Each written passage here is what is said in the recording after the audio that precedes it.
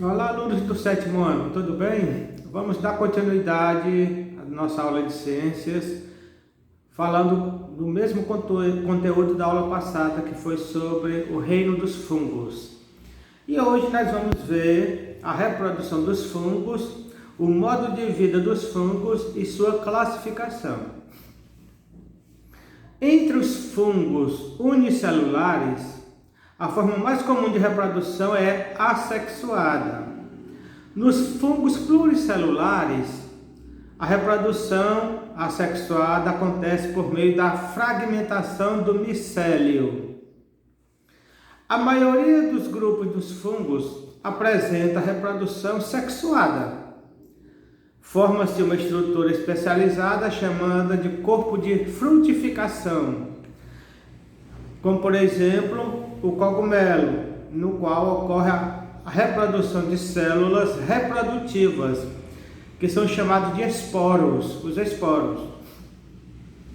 Os cogumelos geralmente são temporários, têm pouco tempo de vida, vivem pouco, porque e se desintegram aos poucos e ficam liberando os esporos, que são os órgãos de reprodução.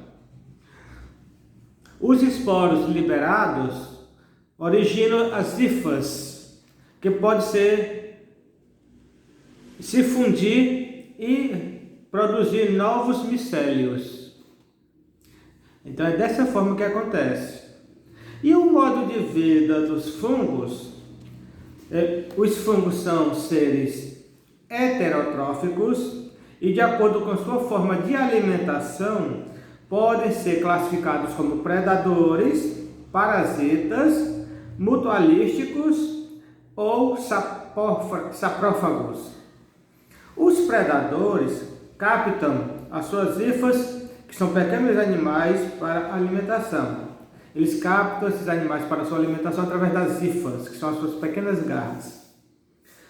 Os fungos parasitas obtêm seu alimento através de outros seres vivos, nos quais se instalam, prejudicando-os. Esses fungos parasitas protozoários, eles também estão presentes nas plantas e nos animais, causando-lhes doenças. Geralmente não mantêm o hospedeiro, mas limitam seu crescimento e sua reprodução. Certas doenças de plantas, como a ferrugem do café, são provocadas por fungos parasitas.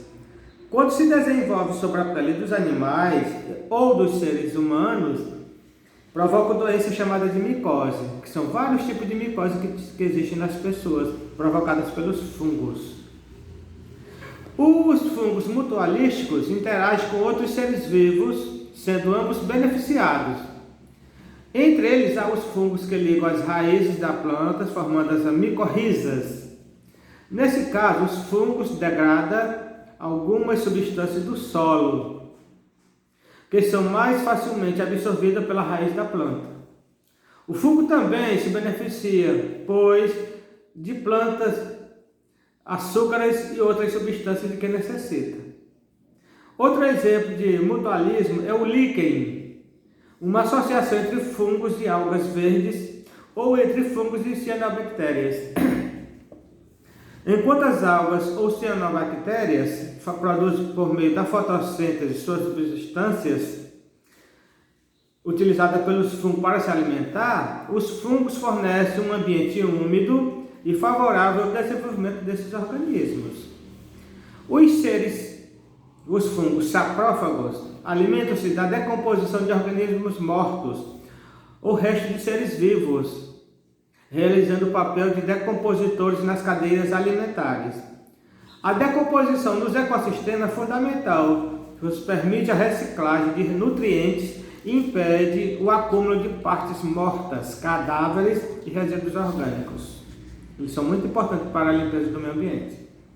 E a classificação dos fungos são várias, vamos ver algumas.